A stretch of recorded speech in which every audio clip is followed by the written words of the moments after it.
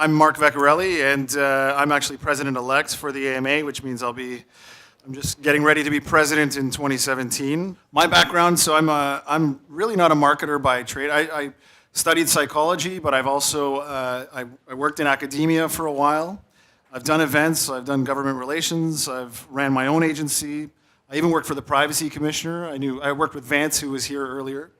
But I've also even dabbled in product development and things like that. So that's kind of my background, but I've always had a passion for emerging technologies, how humans interact with technology. And actually my thesis in university was, are humans addicted to cell phones? And this is when cell phones were like just kind of starting to be like the thing that you can't put down. So the answer is, I won't tell you. But no, the answer is no. Actually, they're not addictive, not like cocaine or anything like that. But they seem like they're an addictive type of thing. So, anyways, enough about that. Let's get. I'm really excited about our panel because we have some really great people. So if you guys want to come up and grab a seat.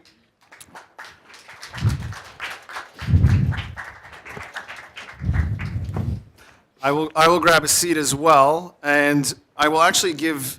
Similar to what happened with me, I will let you guys introduce yourselves, but just so you know, this is a great panel of people who are in that area of kind of digital innovation and more on the cutting edge. So I know we heard a lot about, social media and mobile and things of that nature, and that's great and that's fundamental, but we also want to look for where are we going next and what do people care about in the future.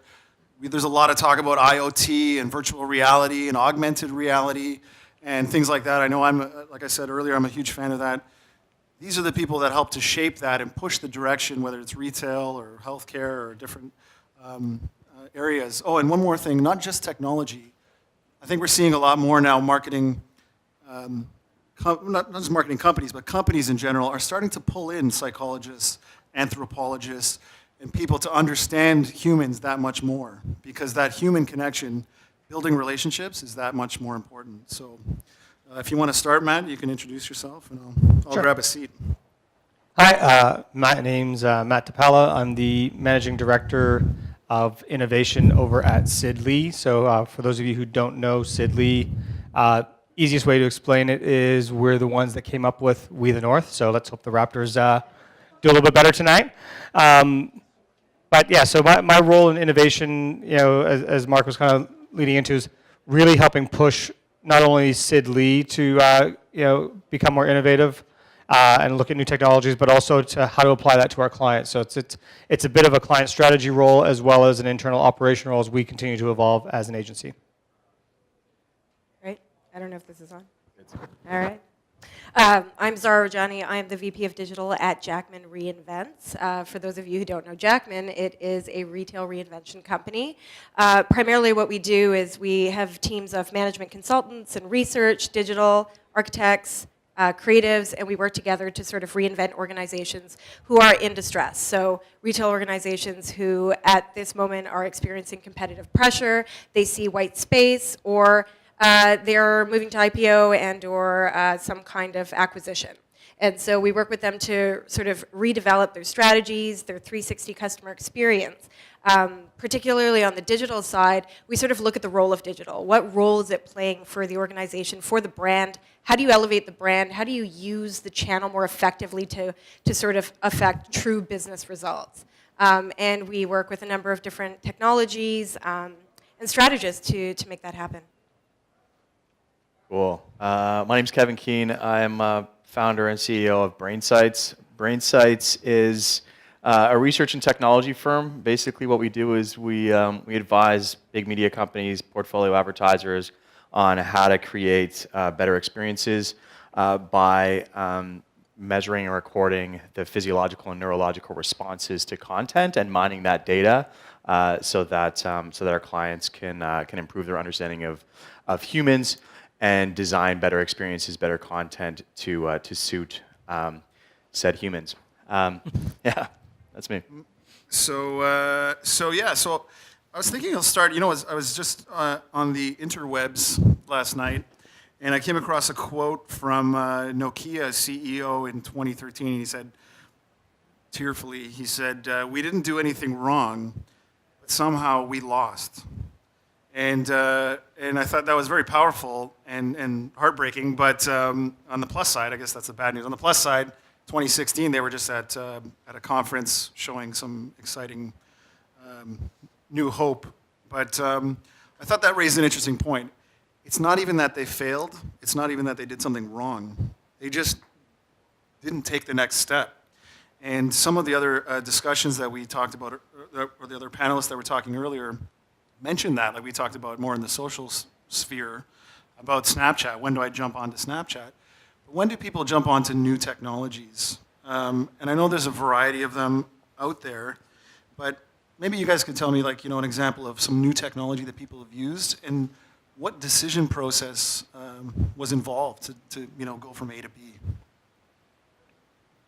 Sure. I mean, I'll jump on that one first. I think if you look at Nokia as an example, or you look at probably any of the brands or our clients that we work with, it's not about the technology. I think if you start with the technology conversation first, you're probably going to go down some rabbit holes and not end up where you need to be. And I think when we I think, I'm not speak for all of us, but I'm sure you guys agree or disagree.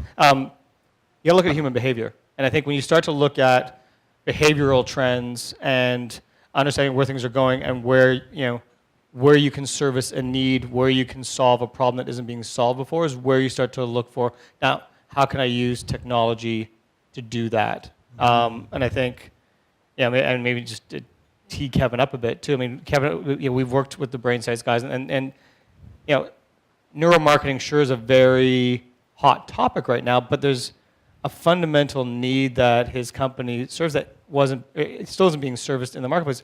When you look at market research, when you look at the validity of the information you get from focus groups and the old school ways of doing things, like you look at some of those traditional firms that still operate that way, there's way better ways to get data now. And I'd be really, if I was in one of those market research companies, I'd be really worried right now because they're not going to be as relevant in a few years. I don't know, Kevin, I don't want to steal too much. You want to expand on your stuff? Yeah, thanks, Matt.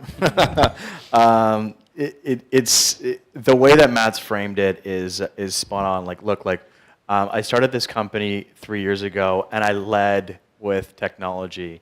Right? I said, look, you can capture all the brain data in the world. Isn't this fucking awesome? Like, don't you want to know what people are thinking? Blah, blah, blah. And people were like, oh, yeah, like, that's really interesting, right? So I made a shit ton of mistakes, like going out, like as any kind of startup entrepreneur would, trying to understand where this thing fit in the whole, marketing toolkit and research toolkit, right? And came away with a couple of bruises and bloody noses and stuff like that. But when I started to shift the conversation more towards what value does this actually deliver, so that you can help, or so that this can help solve a problem that you have, we just encountered so much more success.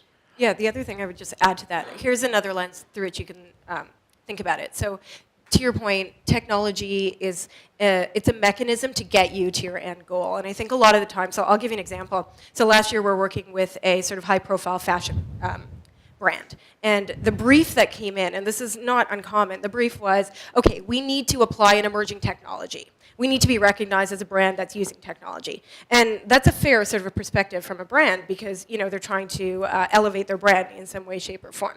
But what was interesting is that if you took that as a brief, you have a number of sort of technologies that you can be thinking about. Like, what are you trying to do? What are you trying to solve for? And when we got to the heart of what we were actually trying to solve for, it turned out that they had a physical space where they were doing an event. And the reason that they wanted to use technology was because the products that they were putting out there were falling flat from the perspective of there's only so much that you can do to interact with that product physically. And what digital could do was empower them to discover products differently. So there you go. That became the objective. How do you discover or interact with product in a different way? That changed the brief entirely. And there were two things that mattered, and this has sort of become a philosophy for us. One is content. So how do you think about the content that you're trying to put up in a digital realm, in a digital environment? Because that should self-select the type of technology that you're thinking about. And the second thing was context. What is the context in which this consumer is going to consume this content? Because that affects whether or not should this be a touch experience, should this be a mobile experience, what touch point do you need to be thinking about? So it's always sort of, what is the objective you're solving for? Get to the heart of it, and then think about content and context. And in our world, that really sort of helps filter down the technology that you need to be using. And it's something that's been really helpful for us. That's Yeah, I great. think- and just and to build on the flip side of all that too, and you kind of mentioned Snapchat was talked about earlier. It's like, there's also the danger of ignoring technology or using yourself as the examples. Like, oh well, Snapchat's not for me, therefore it's shit. And I think, and a lot of people like, I don't get it, so clearly it's stupid. And I think, what I would also encourage people to do is like, it's okay to experiment with stuff. Like I think even if you don't want to do anything on a platform or new technology, at least get on there and observe how other people are using it so you can understand the behaviors. Snapchat's popular because people don't want to broadcast their lives to millions anymore and don't want to have stuff sitting out there permanently. They want a more private way to connect and share stories with individuals. And that's just capturing a trend that's happening in a generation right now. Mm-hmm. It's not because we needed another social network in the world. Right. Those are really powerful points. I think so I understand, at least from what I understand, it's people need to think strategically about their technology, and the technology tends to be a vehicle. For you guys, what do you see, even though it is, let's say, just a vehicle to satisfy the customer experience, what are the trends right now? What do you think is popular? I know marketing automation is big and personalization is huge, and there's different technologies that can help with that. Obviously as well, BrainSights, I'm sure is you're seeing trends with the way we're getting analytics. The data points are bigger now. We have a lot more. I think people are starting hopefully to get a better idea of what big data actually means. What do you see the trends in marketing? I think the biggest one, and actually you can kind of lop Nokia's failures into this as well, is overarching. It's the collapse between the demand for something and the satiation of that demand, right? So we were talking before we came on about like Amazon's buy buttons, right? Like an Internet of Things. Like it kind of came out this week that they're going to sort of distribute these and sell these so that you can literally link like a buy button onto any kind of product, so that it automatically orders it when it's running low, like pet food or milk or whatever it happens to be. So the collapse between the distance of those two things, and distance being physical distance and also time, and the way that Nokia kind of is sort of bucketed into that is people wanted to interact with content in a different way, and they wanted that to be a kind of a seamless like platform experience. And the quote that I thought that you were going to bring up had to do with the burning platform, and Nokia wasn't actually any of those things, but it was sort of framed up as a burning platform, and it didn't see that broader kind of consumer trend of distance collapse, that I think is kind of driving a lot of these, and certainly my business. It's driving the adoption of those things. Awesome. One of the things that we see a lot of is, so emerging tech, it's a big thing. So you go to big digital conferences and you listen to a lot about emerging tech and all of these really amazing sort of interactions that are bridging the gap between technology and humanity and bringing those two things together. But the reality is, and take this with a grain of salt, but it's fairly, it's overwhelming. And I think organizations, a lot of the retail companies we work with as well, sort of, they have difficulty understanding what is the relevance of a tech, like you think about sort of virtual reality or some of these larger sort of technologies, like what is the relevance of that kind of technology for me? Like I'm a small food distributor, or I'm a bank, and those are the type of clients we work with. How should I be thinking about these technologies? Why are they relevant to me? They're exciting, but what am I going to do with these? And I think one thing we can sort of, as a community, try to do is create some relevance around them. And so we try to think about all technologies as scalable, because the truth is you can actually apply technologies at scale. One of the things we try to do is say, okay, if you have a defining strategy for your organization, let's just give an example. You decide your reason for existence is personalization, okay? And that is something on which you are truly going to win. Then there are a number of technologies out there that you can use to sort of invest into to deliver on personalization for you. And through some of the smaller technologies, you can start to sort of trial and test how they are affecting your customer journey at large. And then it gives reason for the investment into bigger technologies, like things like virtual reality. So I think having a sort of an idea of a product roadmap and starting in increments and saying, here's what we're trying to do, trying to get to personalization. There's a number of technologies, both at a small scale and then a really big scale, that we can think about. Let's see whether or not it's relevant to our customer and how they're reacting to it, even as a bank, for example, because, for example, they may be saying, our CSRs have a different role tomorrow. Well, what do we automate? What do we not automate? It's just a question of being thoughtful about that. And then inevitably, it starts to become a little bit less sort of far-fetched. It's at arm's length. And So I was going to, sorry to interject, I was just going to say that's a great point, because I think another issue there, which I'm picking up, is there's a mix of people not trying a new technology, or people jumping in and making a mistake because it's not a strategic decision.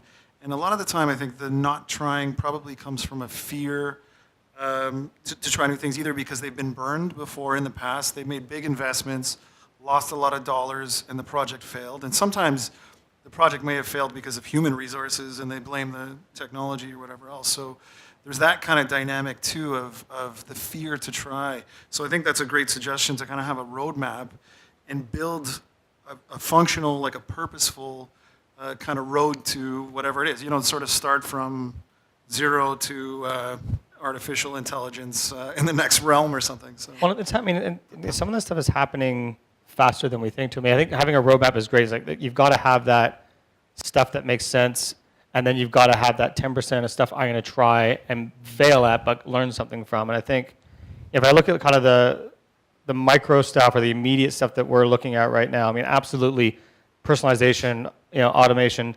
You hear the big data, small data catchphrases thrown around, but I think there's so much data out there, knowing how to mine it for insights to identify the opportunities, identify what customers are saying about you or doing with your competitors. I think that's where, is a big thing for where Nokia missed.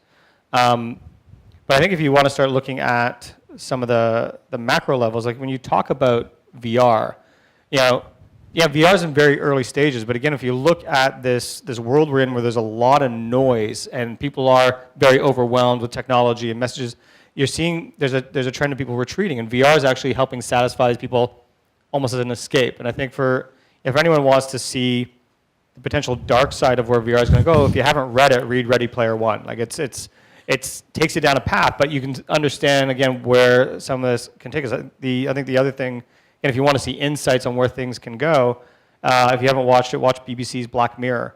And I think both of those things, while they are entertainment, are futurists have fed into potentially where the world is going to go, and you can take some of that stuff. Is Black Mirror also dark? It's dystopian. It's dark. It's dystopian. Netflix is bringing it back for a reason. But yeah, but I think the last thing I would kind of comment on. I mean, how many people in the audience have kids? How many people have let their kids play with an iPad? Yeah, and once they've played with the iPad, what do they do with every other screen they try and interact with? So, I mean, if you want to say augmented reality is a fad, wait till this generation grows up and can't understand why they can't click and touch and get information from any surface they want to interact with. Like, we're building that behavior now, and it's only going to evolve. Yeah, I think that's a really important point, which is that you kind of have to remove yourself from the technology itself and think about the actual interaction. What is the interaction that the technology is providing? And then how can you then apply that to the sort of whom is your end consumer and or hopefully your customer? And how do you create that interaction? And then therefore, if you need the technology to provide that interaction, then it's essentially self-selected itself. I guess what kind of comes out of that is we're talking about building an experience for the customer interaction. Sometimes that's based on data, and sometimes it's based on assumptions. And I'm sure, Kevin, you can probably speak to this about how sometimes even what you say or what you, even in a behavior, might be different from what you're thinking, or you sort of have that ABC, the affect, the behavior, and the cognition. How does that all map together? Yeah, I mean, I guess the core principle around BrainSights is, a lot of that understanding of human beings is actually kind of sitting below the radar, in the subconscious, in the non-conscious. When we're trying to understand behaviors, the drivers of those behaviors, understanding like what happens down there is sort of it's the source of decision making. It's this, which obviously is then the source of behavior. We were discussing, Zara and I, before we jumped in here, discussing like just how that may map in any kind of given environment, whether that's UX. So how am I interacting with information of any kind? How am I interacting in a retail environment, for example? Why am I doing the things that I'm doing? And she expressed frustration around asking people why they did what they did, and just there being an enormous gap in what people said they did, or what people said were the reasons behind what they did, and what the behavior was itself. And effectively, that's what analyzing biometric and neurological information is going to provide us that next level understanding, so that we can propel sort of new experiences that are more tailored to a better understanding of humans. And you collect, maybe you could tell people actually how you collect some of these data points, like how. Yeah, sure. So everybody in the room is presumably familiar with wearable technology, biometrics, that kind of thing. You probably, some of you probably walk around with Fitbit on or something like that. Effectively, what we do is integrate, wearable technology, neurotechnologies like EEGs, heart rate monitors, things like that, and eye tracking. And what all of these things say about us, or all of these things are the quantification of emotion and of neurological processes that kind of happen below the level of consciousness, but are incredibly important in understanding like why something happens, right? So understanding and syncing that to different experiences gives us a level of insight into why people feel frustrated, or why people feel delight, or why they're focusing on something, why they're emotionally connecting with something. And so that's the individual. And then I know you have some great examples too of the environment, collecting data points, and I think you even had a sporting... just what you're talking about is so fundamental. A lot of our retail clients will ask the question. So typically, on the digital side, they have a set budget, that they're dealing with. And the fundamental question is always, how do I spend that money effectively to really move the needle? I mean, that's the retail reality that we're dealing with. And it's a really tough question, but it's definitely the right question to be asking. And what you speak of, and this idea of really getting to the heart of the why, should absolutely directly correlate to what you decide to do and how you decide to do it.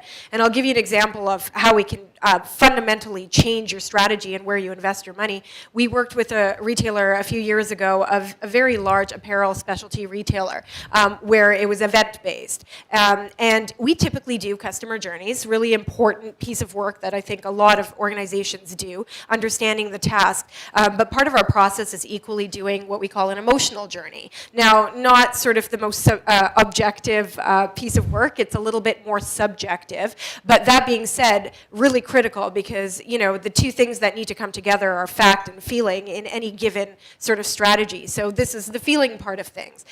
Through doing an emotional customer journey, there was a revelation around what happened directly after a customer purchased. There was this absolute drop in moral and sort of emotional state, almost like a retail remorse exercise that was going on. And the retailer was not communicating with the customer in this period at all. They were sort of just dropping off the map. They were no longer existent.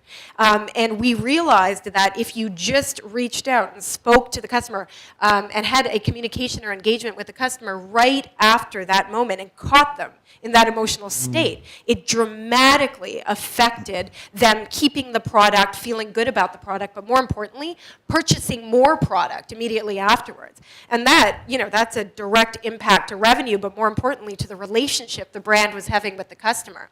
So, that was huge for us. And what it sort of brought to light realistically was if you're going to spend money, absolutely do a few things.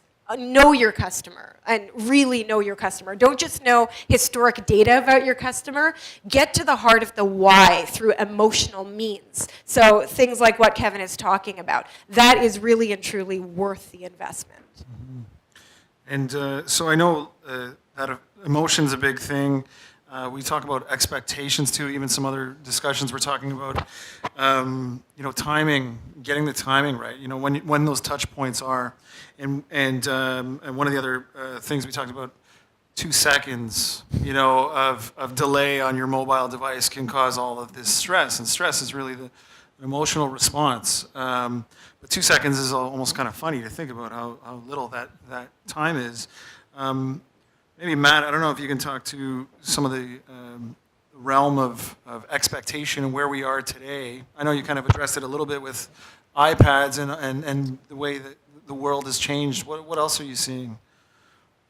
Question. Loaded. I know it's kind of a Loaded. Crystal ball here. No, I mean, I think that there are generational trends I think we're all seeing. I mean, you've got, boomers, Xers, and millennials coming into, being the first kind of digital generation coming into decision-making powers in the business standpoint. So I think, I've been doing what I've been doing for about 20 years, and I think the role I had very early on in digital was a very educational role, and it was hey, here's what's happening, here's what's going on. That world has really caught up, and I think a lot of cases the millennials who are coming up in again decision-making positions are fully aware, even more aware of how technology is being used and what people are doing, and want to get into the why and the context and really let's do something with it. So I think at a business level, I think we're accelerating the introduction of new technology and new tools at a faster pace than has ever been before. I think for those of us that live in Toronto, I think Toronto's finally got a little bit of swagger, as we've seen in the last few days. We the other, but I also think we're also talking about them. They talk about the Manhattanization of Toronto, and it's changing the dynamic of being a global city and what it means to live here. So I think there's a couple of big shifts that are happening at a kind of population and national level. But then I think as technology kind of plays into all that, I mean, everyone has a smartphone, especially in a country like this where we've got such great infrastructure, and we switch phones every 2 or 3 years. Like everyone has a smartphone. We expect everything now, and I think if you don't have a mobile strategy and you don't have an whether you want to call it omni-channel or integrate, whatever, if people can't engage with you in the way they want to engage with you, in the way that how they choose, you're screwed. And I think that's where a lot of the more traditional retail companies are really suffering. And I think where these upstarts are coming in, it's we're building it for omni-channel. So, it's a lot. I know, it's a kind of rambled, but yeah, no, but good. you know what? It's not. I mean, it's not an easy one-word answer either. And we're not trying to predict the future either. But I think just kind of using some of your insights from your business and the work you do with clients to get a feel for the direction things are going. So I agree 100% as well that things are moving so quickly, and this is part of the challenge too with companies, large and small, is which one do I jump on? So I guess I want to kind of roll back to where would someone start? Like what are the key elements that would help to dictate your direction or your scope? How do you know I'm taking on too much, or I should take on, is this too little? Am I going to fall behind? And, what is the right amount, or how do you even begin to map that out?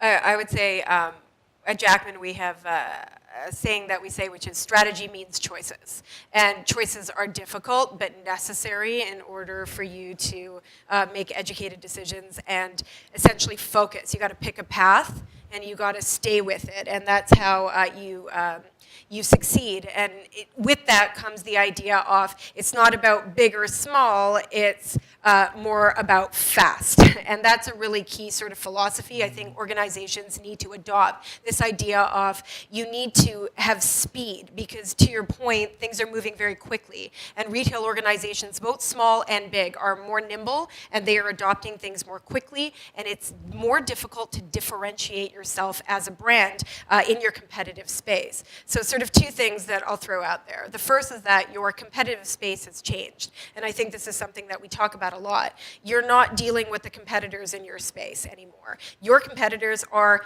time, are family, are sleep. Those are sort of the true competitors of today, and you need to start thinking about your brand and your business that way.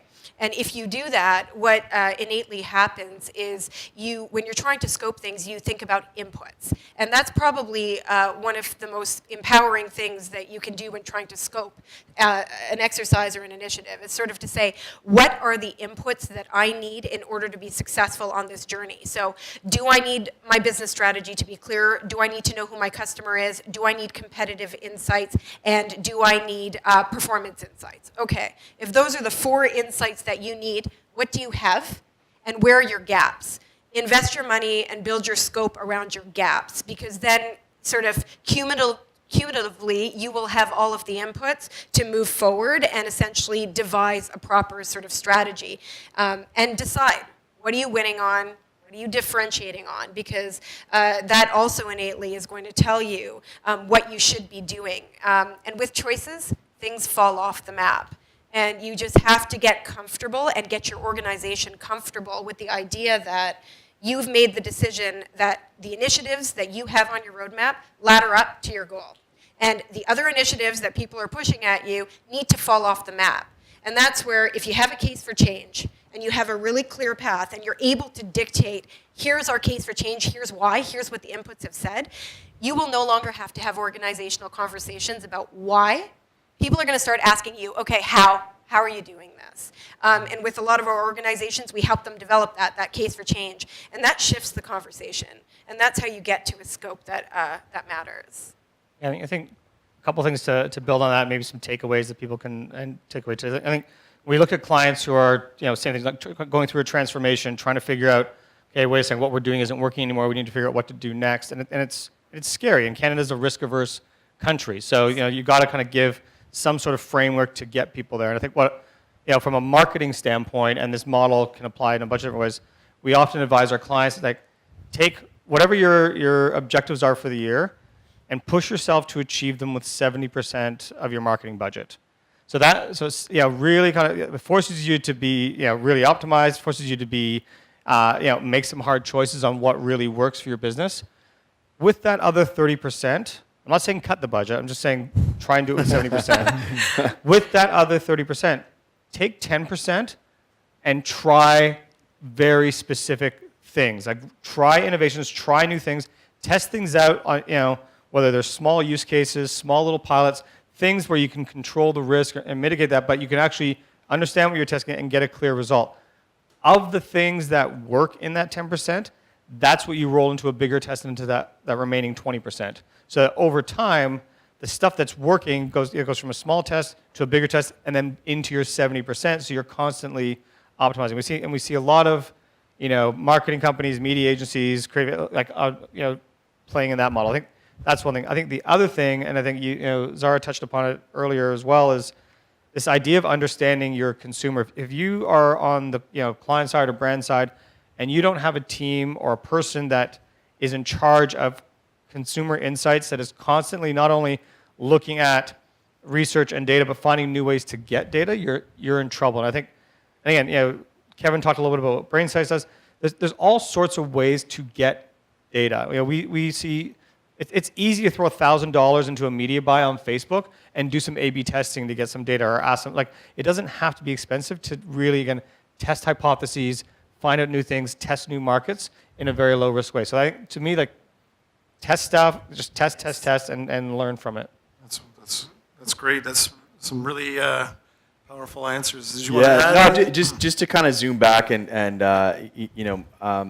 Zara and Matt have sort of fleshed out fundamentally what I call like a framework of and culture just of learning, right? So and a culture of learning, it reframes the conversation about the risk of failure, and frames failure more as learning experiences, but then as well extends into the pieces that Matt was just talking about in terms of a ruthless pursuit of human understanding, right? So really focusing on learning, and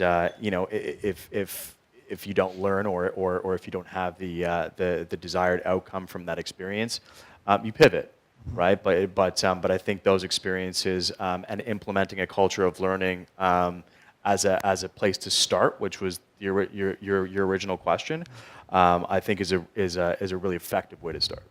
One other thing I was going to note is that we've seen a lot of success too when sort of trying to figure out what initiatives to embark on and what kind of scopes to develop. Always sort of try to think about how your initiative affects other channels as well. So in the digital space, I mean, there are a lot of things that you can do that are particular to digital objectives and digital measurement tools, but there's a lot of power in selecting initiatives that impact other channels as well. Because what you start to do is, I think, to Matt's earlier point around this idea of sort of 360 experience and, ensuring that you're not dealing with a vertical and that you're starting to think horizontally, you get a lot of buy-in organizationally and in terms of empowerment when you select initiatives that have some impact on other channels. So you're dealing with a digital channel. Well, what about the physical store of your brand and or other channels? And there are technologies out there, like I'll give you an example, Beacon, for example, iBeacon. Very cheap technology, like $100 a pop. You put one sensor per 500 square feet in a physical store. So you put 5 or 8 of them in a store. It tells you about the physical footprint and what's going on with your customers in a store. Now, why does that matter? Well, if you were to connect that to online data, how people are buying online, and then connect that to POS data in a physical store, suddenly now you're not just talking about e-commerce and how people are buying online. You're making a relationship between how people buy online, how they buy in store, and suddenly you might have an insight around how you need to be thinking about your store differently than how you're thinking about online. And right there, you just shifted the role of channels, and that can have a huge impact, and more importantly, build sort of co-creation amongst channels, which can be really powerful for your brand. Amazing. So I think we're almost done on time. So we probably don't have time for questions, but I know that these amazing panelists have also made themselves available on Twitter, or if you want to connect with them, you can ask them questions post-event, or even if you bump into them, definitely exchange business cards. The brain power here, which Kevin, I know you're recording it all. No, the brain power here is phenomenal, and definitely His actual brain. His actual brain. I'm still mad at him for copying my hairstyle, but no, these are incredibly wonderful people, and this is me aside. I mean, this has been the best panel I've ever moderated. So, no, that's great. So, thank you very much. Thanks, Mark. Thank you.